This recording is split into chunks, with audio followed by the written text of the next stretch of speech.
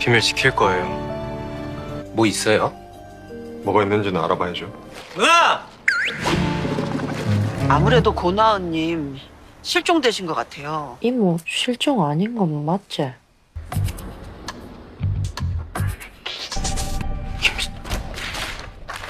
아 망했다. 진짜 망했다. 저에 대해서 관심이 많으시네요. 개검사님이야. 확실하게 만든 다음에 서류만 훔쳐가지고 뒷보야지. Kali ini Minute akan membahas drama Korea yang berjudul Miss Night and Day. Tanpa berlama lagi, episode 8, mari kita review. Mijin yang pingsan segera dibawa ke rumah sakit oleh dua pria itu. Ji-woo merasakan curiga, kenapa Kwon bisa mengenal Mijin. Tapi katanya mereka adalah rekan kerja. Tak lama Kwon mendapat telepon dari direktur. Direkturnya tampak ketakutan karena ternyata alasan Mijin pingsan bukan hanya karena banyak minum, melainkan tak sengaja minum pil penenang dosis 2 kali lipat milik Kwon.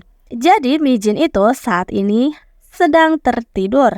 Ji-woo ternyata mendengar percakapan Kwon dengan direkturnya. Saat akan menjelaskan, tiba-tiba Mijin siuman dan memutuskan untuk keluar dari rumah sakit.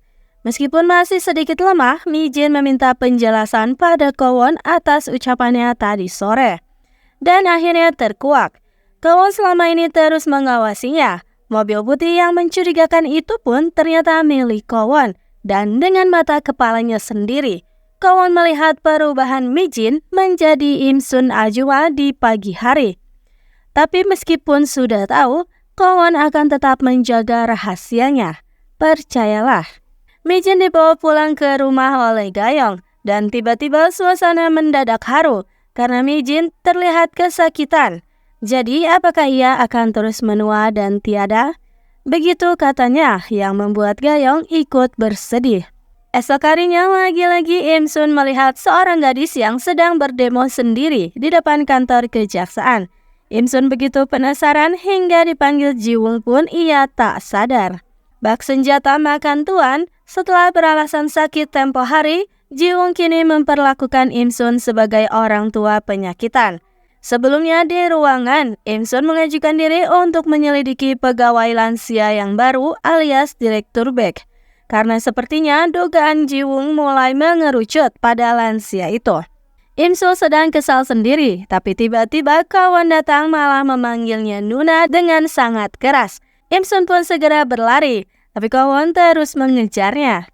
Setelah didapat, Kwon ternyata ingin membeli kupon hadiah yang diberikan Pak Kepala semalam, karena ternyata Imsun telah memenangkan kupon itu. Imsun tak bisa menolak, karena dibeli dengan harga yang tinggi.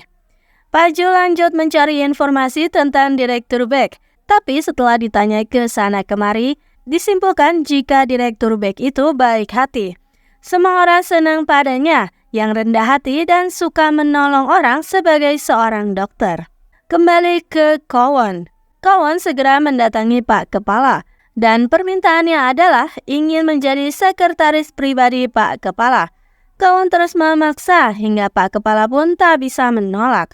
Di tempatnya benar-benar terkuaklah. Dokter Baek itu memakai cincin yang serupa yang ditelepon oleh si pengedar narkoboy yang telah isdet itu. Pagi harinya, Imsun masih melihat si gadis itu yang masih berdiri di kantor berhari-hari. Karena merasa iba, Imsun membawanya dan mendengarkan keluh kesah gadis itu. Ternyata gadis itu adalah anak dari Ko Na-hen, rekan kerja lansia yang absen yang disabilitas itu loh. Lansia itu ternyata telah menghilang ketika pulang kerja. Imsun segera memberitahukan kepada rekan-rekan lansianya. Para lansia itu terbagi menjadi dua kubu. Ada yang berpendapat jika itu hal yang biasa. Sedangkan lansia yang pensiunan detektif mulai curiga. Ia bercerita jika ada satu kasus yang ia tangani hingga kini belum terbuka, yaitu kasus orang hilang berantai. Dikatakan demikian karena sebelum orang-orang itu menghilang, mereka akan mengumpulkan seluruh uang seakan mereka akan pergi. Mereka menarik seluruh uangnya dan meminjam ke sana kemari, lalu menghilang tanpa jejak. Lansia pensiunan detektif ternyata berteman dengan detektif demensia yang Ji-woo datangi tempo hari. Awalnya iseng bercerita tentang kenalannya yang hilang, tapi hal itu malah membangkitkan masa lalu. Detektif demensia itu pun bergegas untuk mencari tahu kasusnya. Ternyata ia selama ini hidup dalam penderitaan dan dalam rasa bersalah yang amat sangat dalam. Beginilah ceritanya. Ibu Jiwung akhirnya bersedia untuk menjadi saksi. Tapi saat menunggu kedatangan detektif itu, Ibu Jiwung pun menghilang karena sudah dihampiri oleh tersangka penghilangan nyawa berantai itu.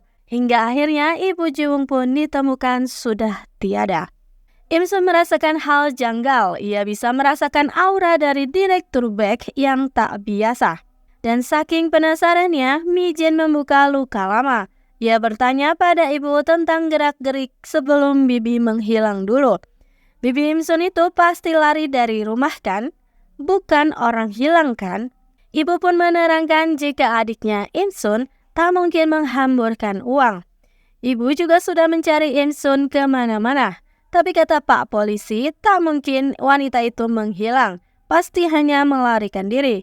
Maka dari itu, ibu pun mencabut laporan orang hilangnya. Esok harinya Im Sun terkaget.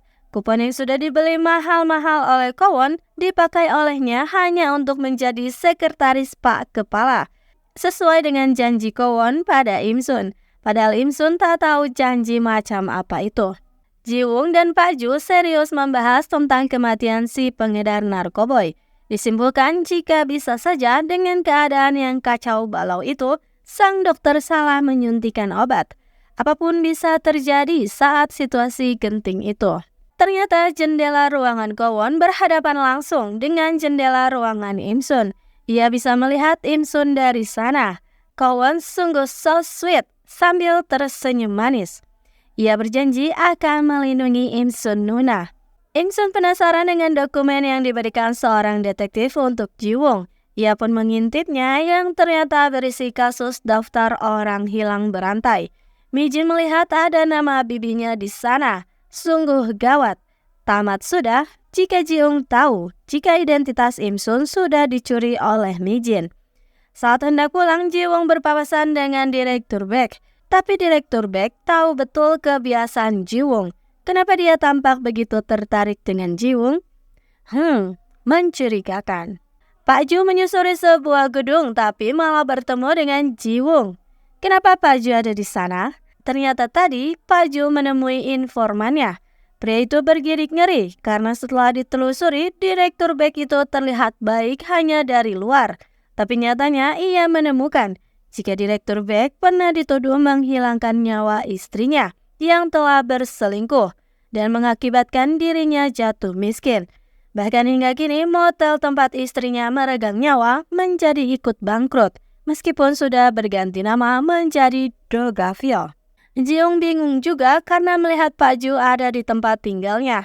Keduanya sama-sama bingung hingga akhirnya Pak Ju ikut masuk ke dalam rumah. Tapi baru saja datang, Pak Ju sudah diusir karena Jiung harus mengulas dokumen. Pak Ju membuat berbagai alasan agar ia dibiarkan tinggal, tapi ternyata tak mempan. Baru saja mengusir satu, datang lagi saja gangguan. Baru akan memulai ulasan tentang daftar orang hilang berantai, kali ini Mi Jin yang datang merangsek masuk ke dalam rumah. Strategi Mi Jin adalah akan membuat Jiwung mabuk hingga ia bisa mengambil kertas yang terdapat nama bibinya. Tapi ternyata Mi Jin menghadapi kenyataan jika Jiwung itu kuat minum alias ia tak bisa mabuk. Hampir saja ketahuan karena Mi Jin menyebut nama pohon yang dirawat oleh Im Sun, tapi untungnya ia bisa mengeles. Akhirnya keduanya pun beradu minum. Tapi Mi Jin sudah menyiapkan stamina terlebih dahulu. Ia sengaja sudah meminum banyak obat pengar. Di rumah, ibu begitu sangat senang karena Jiwung memberikan hadiah-hadiah di dalam kotak makanan yang diberikan ibu saat itu. Sungguh menantu idaman. Senjata makan tuan lagi. Mi Jin malah terlihat sudah lebih mabuk dibandingkan dengan Jiwung. Dalam suasana itu, Jiwung memberitahu jika ia menyukai Mi Jin dan orang tuanya yang tak iba pada dirinya yang seorang yatim piatu. Karena sudah malam hari, Jiwung pun mempersilahkan Mi Jin pulang. Tapi Mi Jin heboh sendiri hingga tak sengaja memecahkan piring dan melukai jarinya. Mi Jin mengambil kesempatan untuk mencari-cari dokumennya. Dan Mi Jin yang sudah mabuk ketika sedang diobati, tiba-tiba saja mengkis Ji-eung. Dan episode 8 pun berakhir di situ.